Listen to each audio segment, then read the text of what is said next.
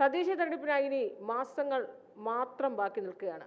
മൂന്ന് മുന്നണികളും ആവേശത്തോടുകൂടി തന്നെയാണ് മത്സര രംഗത്തേക്ക് കളത്തിൽ ഇറങ്ങിക്കഴിഞ്ഞിരിക്കുന്നതെന്ന് തന്നെ പറയേണ്ടിയിരിക്കുന്നു. ബി.ജെ.പിയെ സംബന്ധിച്ച് ഏറ്റവും കൂടുതൽ പ്രതീക്ഷ വയ്ക്കുന്നത് തിരുവനന്തപുരം കോർപ്പറേഷൻ തന്നെയാണ്. ഏറ്റവും കൂടുതൽ ലക്ഷ്യമിടുന്നതും കോർപ്പറേഷൻ തന്നെയാണ്. ഇപ്പോൾ വാർഡ് പുനർനിർണ്ണയമൊക്കെ വന്നപ്പോൾ തിരുവനന്തപുരം കോർപ്പറേഷൻ നിലവിലുണ്ടായിരുന്ന 9 വാർഡുകൾ പോയി. പക്ഷെ പുതുതായി 10 വാർഡുകൾ വരികയും ചെയ്തു. പക്ഷേ എങ്കിലും ബി.ജെ.പിയുടെ കണക്കുകൂട്ടലുകൾ കൃത്യമായി തന്നെ പോകുന്നു. ഈ വാർഡുകൾ നഷ്ടപ്പെടുകയോ അല്ലെങ്കിൽ വാർഡുകൾ ഇല്ലാതാവുകയോ ചെയ്തതുകൊണ്ട് ഈ ബി.ജെ.പിയുടെ കണക്കുകൂട്ടലുകളെയൊന്നും അത് ബാധിച്ചിട്ടില്ല. ഇപ്പോൾ ഈ വാർഡ് പുനർനിർണ്ണയം മാറ്റി നിർത്താം. നിങ്ങളുടെ ഒരു പ്രതീക്ഷ, ഇനി വളരെ കുറച്ച് നാളുകൾ മാത്രമേ ഉള്ളൂ. നിങ്ങളുടെ ഒരു കളം പിടിക്കുന്നതിന് മുമ്പായുള്ള നിങ്ങളുടെ ഒരു കണക്കുകൂട്ടലൊക്കെ എങ്ങനെയാണ്? അതായത് 2015 മുതലാണ് ഇവിടെ പ്രധാനപ്പെട്ട പ്രതിപക്ഷ കക്ഷിയായി ബി.ജെ.പി വരുന്നത്. 2015-20 കാലഘട്ടവും 20-25 കാലഘട്ടവും ഈ 10 വർഷവും തിരുവനന്തപുരം നഗരത്തിലെ ഒരു മാതൃകാപരമായ ഒരു പ്രതിപക്ഷ പാർട്ടി എന്നുള്ള നിലയ്ക്ക്, കൗൺസിലെ ഒരു പ്രതിപക്ഷ പാർട്ടി എന്നുള്ള നിലയ്ക്ക് വളരെ സജീവമായി നമ്മുടെ നഗരസഭയിലെ ഭരണവുമായി ബന്ധപ്പെട്ട് നഗരത്തിൻ്റെ സാധ്യതകളുമായി ബന്ധപ്പെട്ടൊക്കെയുള്ള വിഷയങ്ങൾ ജനശ്രദ്ധയിൽ കൊണ്ടുവരാനും ഭരണകൂടത്തെ കൊണ്ട് തിരുത്തിക്കുവാനും ഒക്കെ തന്നെ വളരെ മുൻപിട്ട് ബി.ജെ.പിയുടെ കൗൺസിലർമാർ നിന്നിട്ടുണ്ട്.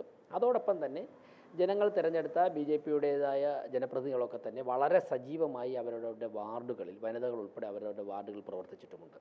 അപ്പോൾ തിരുവനന്തപുരം കോർപ്പറേഷൻ പല കാര്യങ്ങളിലും രാജ്യത്തെ 1-ാം നമ്പർ ആയിരുന്നു, ചിലയിടത്ത് 2-ാം സ്ഥാനത്തൊക്കെ ആയിരുന്നു. ഇപ്പോൾ 27-30 സ്ഥാനങ്ങളിലൊക്കെയാണ് പല കാര്യങ്ങളിലും.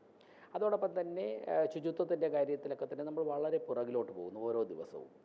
പിന്നെ നമ്മുടെ തിരുവനന്തപുരം പട്ടണത്തിലുള്ള മാലിന്യങ്ങൾ, RCCയിലെ ഉൾപ്പെടെയുള്ള ആശുപത്രികളിലെ മാലിന്യങ്ങൾ തമിഴ്നാട്ടിൽ കൊണ്ടുവന്ന് കായലിലും തടാകങ്ങളിലൊക്കെ തള്ളിയിട്ട് ഗ്രീൻ ട്രൈബ്യൂണലിലൊക്കെ ഇടപെട്ട് വളരെ അപമാനകരമായ അവസ്ഥയിലേക്ക് കേരളത്തിന് തലകുനിച്ച് നിൽക്കേണ്ടി വന്നു. ആ മാലിന്യം നമ്മൾ തന്നെ വാരി മാറ്റേണ്ട അവസ്ഥ വന്നു. അപ്പോൾ അത് പരിശോധിച്ചപ്പോൾ തിരുവനന്തപുരം കോർപ്പറേഷനിൽ നിന്നും ഉള്ള മാലിന്യമാണ് കൊണ്ടുപോകുന്നത്. അത് കോർപ്പറേഷൻ കൊടുത്തിരിക്കുന്ന കോൺട്രാക്ടർമാരാണ്, കരാറുകാരാണ് കൊണ്ടുപോകുക. അപ്പോൾ ഇങ്ങനെയൊക്കെയുള്ള ഒരു അവസ്ഥ 40-45 വർഷം കൊണ്ട് CPMൻ്റെ നേതൃത്വത്തിലുള്ള ഭരണം നടക്കുമ്പോൾ ഇനിയും അവർക്ക് ഇത്രയും കാലമായിട്ടും അവർക്ക് കോടിക്കണക്കിന് രൂപ കേന്ദ്ര ഗവൺമെൻറ് കൊടുത്തിട്ടുണ്ട്, തിരുത്താൻ സാധിച്ചിട്ടില്ല.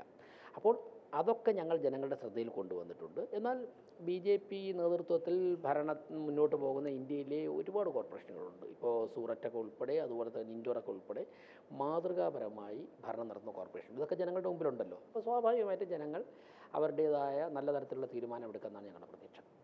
ഇപ്പോൾ ഈ വാർഡ് പുനർനിർണ്ണയം വന്നതോടുകൂടി നിലവിലെ 9 വാർഡുകൾ പോവുകയും 10 വാർഡുകൾ പുതുതായി വരികയും ചെയ്തു. അങ്ങനെ വരുമ്പോൾ എവിടെയെങ്കിലുമൊക്കെ നിങ്ങളുടെ കാൽക്കുലേഷൻസ് പിഴയ്ക്കാനൊരു സാധ്യതയുണ്ട്? അല്ല, വാർഡുകളൊക്കെ ഇപ്പോൾ ഡീലിമിറ്റേഷൻ നടത്തുന്നത് തെരഞ്ഞെടുപ്പ് കമ്മീഷനാണ് എന്നൊക്കെയാണ് വയ്പ്പെങ്കിലും ഇതൊക്കെ ചെയ്യുന്നത് ഉദ്യോഗസ്ഥരാണ്. ഈ ഉദ്യോഗസ്ഥരിൽ നമുക്കറിയാം കേരളത്തിൽ നല്ലൊരു വിഭാഗം ഇടതുപക്ഷ ചിന്താഗതിക്കാരായ അവരുടെ യൂണിയനിലൊക്കെ പ്രവർത്തിക്കുന്ന ഉദ്യോഗസ്ഥരാണ്. അവർ കുറേ കാര്യങ്ങളൊക്കെ പരമാവധി CPMന് അനുകൂലമാക്കാനുള്ള ഒരു പരിശ്രമം നടത്തിയിട്ടുണ്ട്. പക്ഷേ കാലം മാറിപ്പോയി. ജനങ്ങളുടെ മനസ്സ് മാറ്റാൻ വേണ്ടി അവരുടെ ഈ കുതന്ത്രങ്ങൾക്കൊന്നും സാധിക്കില്ല. അതുകൊണ്ട് തന്നെ അവർ ഏതൊക്കെ വളഞ്ഞ വഴി സ്വീകരിച്ചാലും ജനങ്ങൾക്ക് തിരുവനന്തപുരത്ത് നടത്തുന്ന കാര്യങ്ങൾ അറിയാം. തിരുവനന്തപുരത്ത് വലിയൊരു മാറ്റം വന്നാലേ സാധിക്കുകയുള്ളൂ, അല്ലെങ്കിൽ ഇനി വരുന്ന തലമുറയ്ക്ക് ഇവിടെ ജീവിക്കാൻ സാധിക്കില്ല എന്നൊരു അവസ്ഥയിലേക്ക് എത്തിയിട്ടുണ്ട്. അതുകൊണ്ട് ഏതൊക്കെ തരത്തിൽ ഉദ്യോഗസ്ഥന്മാരെ വെച്ച് വളഞ്ഞ വഴിയിലൂടെ പരിശ്രമിച്ചാലും ജനങ്ങൾ അതിനെയൊക്കെ തന്നെ തിരുത്തും എന്നാണ് ഞങ്ങൾ പ്രതീക്ഷിക്കുന്നത്. പിന്നെ മറ്റൊന്ന്, ഉദ്യോഗസ്ഥരുടെ ഇടയിലും ഒരുപാട് നല്ല രീതിയിൽ കാര്യങ്ങൾ നടക്കണമെന്ന ചിന്തയുള്ള ഉദ്യോഗസ്ഥന്മാരുണ്ടല്ലോ. അപ്പോൾ എല്ലാ കാര്യവും CPM പറയുന്നത് പോലെ മാത്രം നടക്കുകയില്ല എന്ന് ഞങ്ങൾക്ക് ബോധ്യപ്പെട്ടിട്ടുണ്ട്. ഇല്ലാതായ വാർഡുകൾക്ക് നിലവിലെ കൗൺസിലർമാർ അല്ലെങ്കിൽ അവരുടെ കാലാവധി കഴിയുകയാണ്. ഈ വാർഡുകൾ ഇല്ലാതായതിനെ കുറിച്ചോ അല്ലെങ്കിൽ ഈ രീതിയിലൊരു വാർഡ് പുനർനിർണ്ണയം വേണമോ അതേക്കുറിച്ച് പ്രതിഷേധിച്ചു കൊണ്ടിരിക്കുന്നത് BJP-യാണ്. അപ്പോൾ നിലവിൽ ഇനി നിങ്ങൾ എങ്ങനെയാണ് ആ ഒരു കാര്യത്തിൽ നിങ്ങളുടെ സ്റ്റാൻഡ് എങ്ങനെയാണ്? അല്ല, ഈ വാർഡ് വിഭജനം അനാവശ്യമായി, അതായത് ഒരു വാർഡ് കൂട്ടാൻ വേണ്ടി ഈ നഗരസഭയിലെ 100 വാർഡുകളും വെട്ടിമുറുക്കി, ഇത് കേരളത്തിൽ മുഴുവൻ നടത്തിയ കാര്യമാണ്.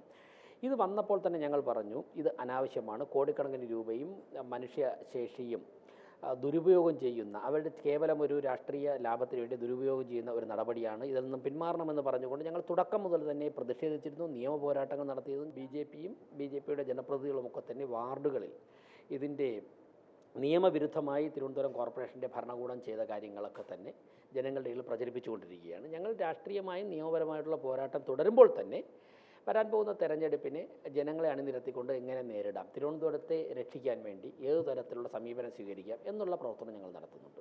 നിലമ്പൂർ ബൈ ഇലക്ഷൻ്റെ കഴിഞ്ഞാൽ അതിൻ്റെ റിസൾട്ട് വരുന്നതോടുകൂടി പിന്നെ എല്ലാ ശ്രദ്ധയും തദ്ദേശ ഇലക്ഷനിലേക്ക് തന്നെയാണ്. ഈ BJP ഏറ്റവും കൂടുതൽ ടാർഗറ്റ് ചെയ്യുന്ന അല്ലെങ്കിൽ ഏറ്റവും കൂടുതൽ ഒരു സ്റ്റാർ കോർപ്പറേഷൻ അല്ലെങ്കിൽ പ്രതീക്ഷയുള്ളത് തിരുവനന്തപുരം കോർപ്പറേഷൻ ആകുമ്പോൾ പ്രത്യേകിച്ച് പ്രതിപക്ഷത്തിരിക്കുന്നു. അപ്പോൾ ഇനിയുള്ള നിങ്ങളുടെ ഒരു ഏത് രീതിയിലാണ്, അതായത് എണ്ണയിട്ട യന്ത്രം പോലെ ഇവിടെ പ്രവർത്തിക്കുന്നു, അതും അറിയാം. പക്ഷെ എന്നാൽ പോലും ഇനി എങ്ങനെ ഇത് മുന്നോട്ട് പോകാനാണ് തീരുമാനിച്ചിരിക്കുന്നത്? അല്ല, തിരുവനന്തപുരത്ത് ഞങ്ങൾക്ക് നല്ല പ്രതീക്ഷ, ഞങ്ങൾക്ക് മാത്രമല്ല ജനങ്ങൾക്ക് നല്ല പ്രതീക്ഷയുണ്ട്. പക്ഷേ തിരുവനന്തപുരത്ത് മാത്രമല്ല, ഇപ്പോൾ ഞാൻ എല്ലാ നഗരസഭകളുടെയും പേര് ഞങ്ങൾ പറയുന്നില്ല. ഞങ്ങൾ ഭരിക്കുന്ന പന്തളവും പാലക്കാടും അതോടൊപ്പം തന്നെ ഞങ്ങൾക്ക് MP ആദ്യമായി ജയിച്ച തൃശ്ശൂർ ഉൾപ്പെടെ കൊല്ലമൊക്കെ ഉൾപ്പെടെ നിരവധി സ്ഥലങ്ങളിൽ ഞങ്ങൾക്ക് പഞ്ചായത്തുകളിലും കോർപ്പറേഷനിലും മുനിസിപ്പാലിറ്റികളിലും ഒക്കെ തന്നെ വളരെ വലിയ നേട്ടം ഇത്തവണ ഉണ്ടാകും എന്ന് ഞങ്ങൾക്ക് ഉത്തമ ബോധ്യമുണ്ട്. സ്വാഭാവികമായിട്ടും തിരുവനന്തപുരത്ത് പരമ്പരാഗതമായി BJPയിൽ നല്ല പ്രതീക്ഷ ഏൽപ്പിക്കുന്ന ജനങ്ങളിൽ അവരൊക്കെ തന്നെ ഇപ്പോൾ തിരുവനന്തപുരത്ത് നരേന്ദ്രമോദി ഗവൺമെൻറ്റിന് അനുകൂലമായിട്ടുള്ള ഒരു ഭരണ സംവിധാനം വന്നാൽ നമ്മുടെ നഗരത്തെ, ഞങ്ങളുടെ സ്വപ്നം എന്ന് പറയുന്നത് 2030 ആകുമ്പോഴേക്കും ഇന്ത്യയിലെ ഏറ്റവും മികച്ച നഗരമാക്കി ഇന്ത്യയിലെ ഏറ്റവും മികച്ച നഗരമാക്കി തിരുവനന്തപുരത്തെ മാറ്റുക. അതിനുവേണ്ടി ജനങ്ങളെ ചേർത്ത് നിർത്തിക്കൊണ്ട് കേന്ദ്ര ഗവൺമെൻറ്റിൻ്റെ പണവും അതോടൊപ്പം തന്നെ ഏറ്റവും മികച്ച ടെക്നോളജിയും ഒക്കെ തന്നെ പ്രയോജനപ്പെടുത്തിക്കൊണ്ട് അതിനുവേണ്ടി കഠിനാധ്വാനം ചെയ്യുക എന്നുള്ളൊരു സ്വപ്നമാണ് ഞങ്ങൾ ജനങ്ങളുടെ മുൻപിൽ വയ്ക്കുന്നത്.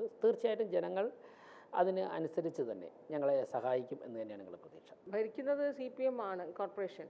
പക്ഷെ നിങ്ങൾ ഈ കോർപ്പറേഷനിൽ ഈ ഇടത് വലത് മുന്നണികളെ ഒരുപോലെ തന്നെയാണോ നേരിടുന്നത്? അതോ നിങ്ങളുടെ പ്രധാന പോരാളി CPM തന്നെയാണോ? അത് കോൺഗ്രസിനെ അല്ലെങ്കിൽ UDFനെ അത്ര കണ്ട് നിങ്ങൾ കണക്കിലെടുക്കുന്നില്ല? ആ ഒരു പോരാട്ടമാണോ കോർപ്പറേഷന്?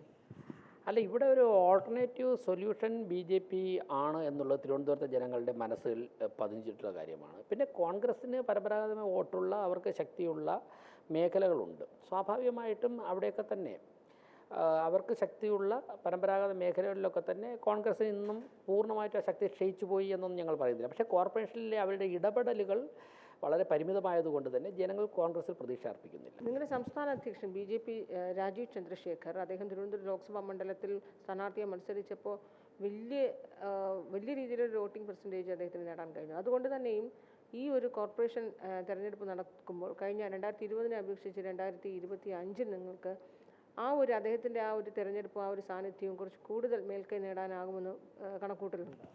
തീർച്ചയായിട്ടും അത് തന്നെയാണ് ഏറ്റവും പ്രധാനമായിട്ട് ഞങ്ങൾ പറയുന്ന ഘടകങ്ങൾ. ഒന്ന്, കാരണം ശ്രീ രാജീവ് ചന്ദ്രശേഖർജി പാർലമെൻറ്റ് തെരഞ്ഞെടുപ്പിൽ മത്സരിക്കുമ്പോൾ അദ്ദേഹം ഒരു സ്ഥാനാർത്ഥിയായിരുന്നു. എന്നാൽ ഇപ്പോൾ അദ്ദേഹം പാർട്ടിയുടെ സംസ്ഥാന അധ്യക്ഷൻ കൂടിയാണ്. അതുകൊണ്ട് തന്നെ അദ്ദേഹം കേരളത്തിൽ തന്നെ മുഴുവൻ സമയവും കേരളത്തിൽ തന്നെയുണ്ട്. മറ്റൊന്ന്, തിരുവനന്തപുരം കോർപ്പറേഷൻ ഇന്ന് അഭിമുഖീകരിക്കുന്ന പ്രശ്നങ്ങളൊക്കെ തന്നെ പരിഹരിക്കേണ്ടത് ആധുനിക സാങ്കേതിക വിദ്യകൾ ഉപയോഗിച്ചാണ്. ഇപ്പോൾ വേസ്റ്റ് മാനേജ്മെൻ്റ് ആയിക്കോട്ടെ, വെള്ളപ്പൊക്കമായിക്കോട്ടെ, അങ്ങനെയുള്ള കാര്യങ്ങളൊക്കെ തന്നെ. അതോടൊപ്പം തന്നെ ഈ തെരുവുനായ പ്രശ്നമൊക്കെ തന്നെ നയപരമായ തീരുമാനങ്ങൾ എടുത്ത് മാറ്റേണ്ട മാറ്റങ്ങൾ വരുത്തി ഇതിലൊക്കെ തന്നെ നല്ല ഇൻവെസ്റ്റ്മെൻറ്റും ആവശ്യമാണ്. ഇതൊക്കെ ചെയ്യാൻ വേണ്ടി ഇപ്പോൾ ശാസ്ത്ര സാങ്കേതിക വിദ്യകൾ ഉൾപ്പെടെ നമ്മുടെ വളർച്ചയ്ക്ക് വേണ്ടി കൊണ്ടുവരാനും ഇംപ്ലിമെൻ്റ് ചെയ്യാനും ഒക്കെ തന്നെ ഒരു രാഷ്ട്രീയ നേതാവ് എന്നുള്ളതിൽ ഉപരി ഇടപെടാനുള്ള ശേഷിയുള്ള നേതാവാണ് ശ്രീ രാജീവ് ചന്ദ്രശേഖർജി.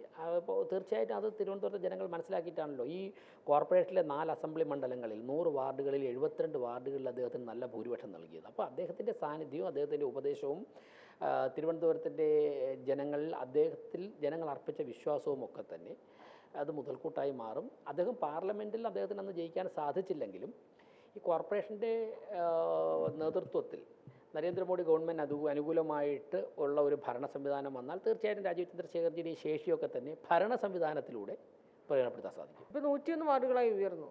നിലവിൽ നിങ്ങൾ ടാർഗറ്റ് ചെയ്യുന്നത് എത്ര വാർഡുകൾ കരസ്ഥമാക്കാമെന്നാണ്? അല്ല, അങ്ങനെ എണ്ണം ഒന്നും പറയേണ്ട സമയമൊന്നും ആയിട്ടില്ല. എന്തായാലും ശരി തന്നെ, ഞങ്ങൾക്ക് 34 ജനപ്രതിനിധികൾ ഞങ്ങൾക്കിപ്പോൾ ഉണ്ട്. അവരിൽ ഞങ്ങൾക്ക് സമ്പൂർണ്ണമായ വിശ്വാസമാണ്. പിന്നെ അതോടൊപ്പം തന്നെ അവർ ഓരോരുത്തരും പ്രവർത്തിച്ച വാർഡുകൾ, ആ വാർഡുകളുടെ ചുറ്റുവട്ടത്തുള്ള ജനങ്ങൾ കാര്യങ്ങൾ കണ്ടുകൊണ്ടിരിക്കുകയാണല്ലോ. ഇപ്പോൾ ഭരണപക്ഷത്തോട് അല്ല പ്രതിപക്ഷത്തിരിക്കുന്ന ജനപ്രതിനിധികളാണെങ്കിലും അവരെത്രത്തോളം രാവും പകലും അധ്വാനം ചെയ്തുകൊണ്ട് മുതിർന്ന കൗൺസിൽ അംഗങ്ങൾ അതോടൊപ്പം തന്നെ വനിതകൾ ഉൾപ്പെടെയുള്ളവർ ജനങ്ങളോടൊപ്പം നിന്ന ഒരു സാഹചര്യമൊക്കെ മനസ്സിലുണ്ടല്ലോ. അതുകൊണ്ട് തന്നെ ജനങ്ങളിലും ഞങ്ങളുടെ കൗൺസിലർമാരിലും നല്ല ആത്മവിശ്വാസമുണ്ട്. തീർച്ചയായിട്ടും അത് വളരെ പോസിറ്റീവായിട്ടുള്ള തിരുവനന്തപുരത്തിന് ഏറ്റവും പ്രയോജനപ്പെടുന്ന തരത്തിലെത്തും.